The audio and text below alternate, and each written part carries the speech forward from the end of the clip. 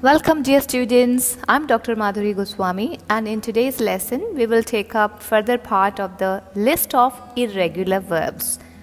These verbs which are being provided to you, they are most commonly used in English language and they will be quite helpful for you when you will translate from English to Hindi or Hindi to English.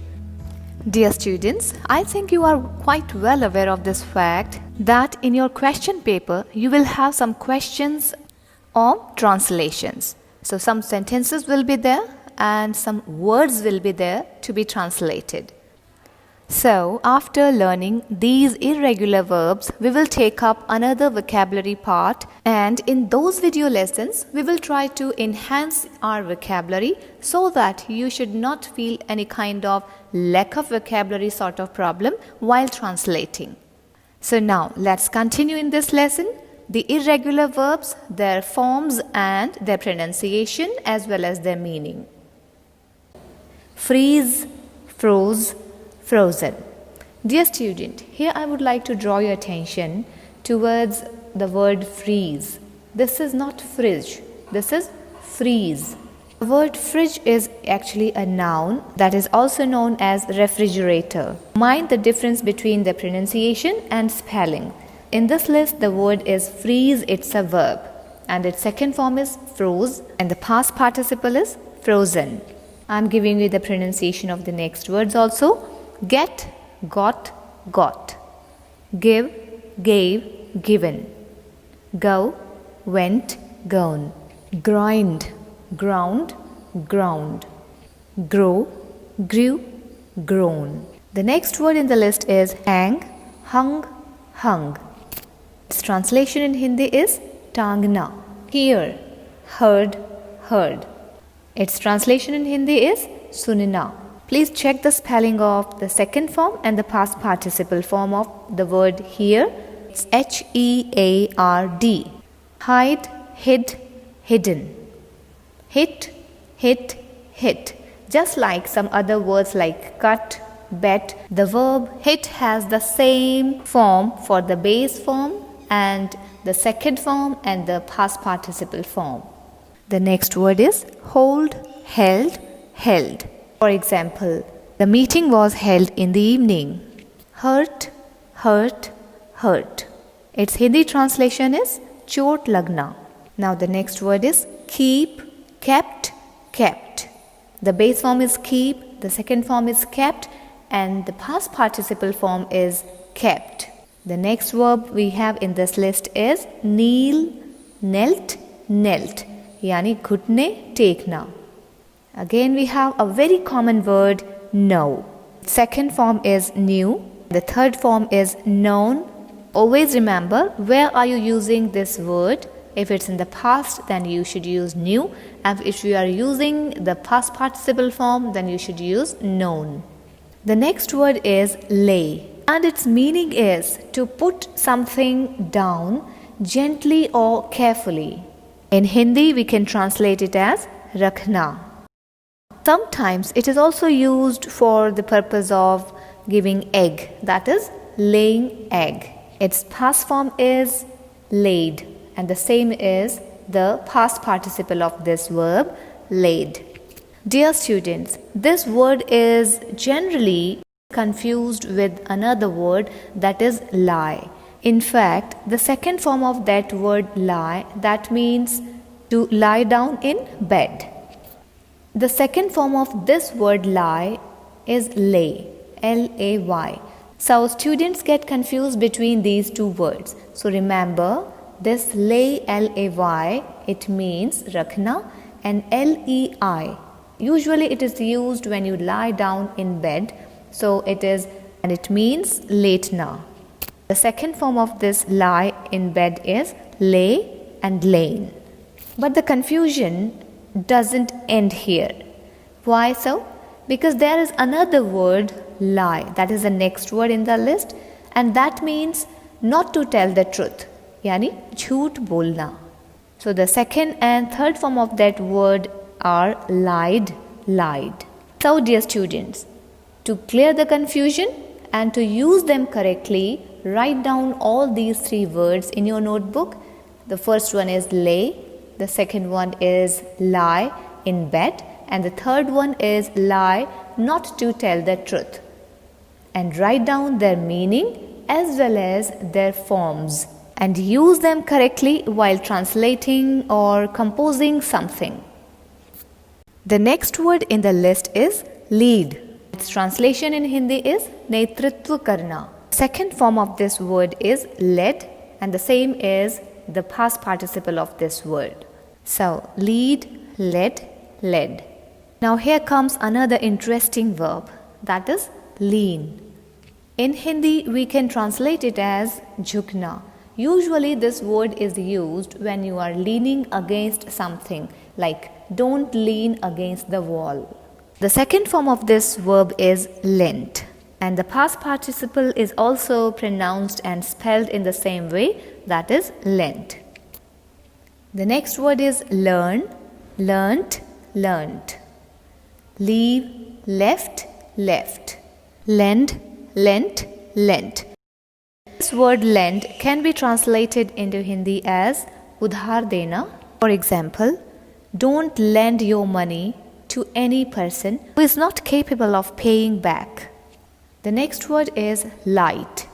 That means prakash karna in Hindi, and its second form is lit or lighted. Both are correct. And the same is the case with the past participle form of this verb, that's lit or lighted. Dear students, please notice the pronunciation of this word lighted. I'm saying lighted. This TED is pronounced usually as tid. It's not ted, lighted.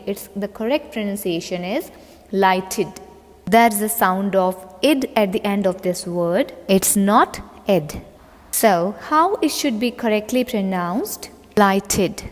The next word is lose. Please mind here the spelling. That's L-O-S-E. Because we have the another word lose that has the same pronunciation like this word, but the spelling is different. And the spelling of that word is L-O-O-S-E. That means not fit. Generally used as an adjective. But the word as a verb is spelled as L-O-S-E. And its forms are lost, lost. The next word in the list is make. That's translated in Hindi as nirman karna ya banana. And its past form is made, and the past participle is made. Make, made, made. Next words are mean, meant, meant. Meet, met, met. Overtake, overtook, overtaken. Pay, paid, paid. Put, put, put. Just like other words like cut, hurt, as we have already seen, this word put is not changed and it's used the same in all the three forms. Now let's take up the next word in the list. This verb is most commonly used, and that's read. I think everybody knows the meaning of this verb. Here I would like to remind the difference between read and study. Generally, I have seen the students have misplaced them, so please mind while using these two verbs, read and study. Read when you read something like a newspaper or a book or any written material. Whereas the word study takes us into a deeper sense, that is to devote time and attention to gain knowledge of something that may be an academic subject. And if we simply translate these two words in Hindi, then read is padhna and study is adhyayan karna. So the word study takes us deeper and closer to analysis. Now let's come back to the word read, and its second form is read and the third form read. That is the past participle also. Dear students, please pay attention how these verb forms are spelled. The same spelling, all of the three forms carry the same spelling, R-E-A-D, but the pronunciation makes them different. The base form is pronounced as read, as you all know, and the second form is pronounced as read, and the pronunciation of the past participle is also the same as the second form of this verb, that is read. So we can say that its second form and the past participle verb form are pronounced like that primary color, red. The next verb in the list is ride. Translation of this word in Hindi is sawari karna. Dear students, please remember, if you would translate मैं cycle चला रही थी, then you would say I was riding the bicycle, या फिर मैं bike चला रही थी. So बाइक के कॉन्टेक्स्ट में हम ride word का यूज करते हैं, whereas four wheelers like car we use drive. I was driving the car, but we will not say I was driving the bike. We will say I was riding the bike. He was riding on the horse is another example of this verb in a sentence. Its second form is rode, and the past participle of this word is ridden. Let's see the use of this verb in some sentences. Yesterday, I rode outside. I ride my scooter when the weather is fine. I have ridden down this hill many times. Now the next verb in this list is ring. Now, what are the three verb forms of this word? Rang, rung. Ring, rang, rung. Doesn't it sound like a ringing bell? Here I would like to say that please pay your attention because this verb can be used as transitive as well as intransitive. When we say ring the bell, in this sentence, the verb ring is transitive because it's followed by an object, that is bell. But the same verb can be used as intransitive verb. When I was watching TV, bell rang. In this sentence, the verb is intransitive because it does not require any object after it. So, dear students, now it's time to practice. In this lesson, we have taken up some common irregular verbs from the alphabet F to R. Now it's time to practice. Try to frame sentences using all of these three verb forms: base form, past form, and the past participle form of these irregular verbs. Because this is the way you can remember them and you can memorize them, you can learn them easily and permanently. Bye for now. See you in the part 3. Thank you for joining. Happy learning.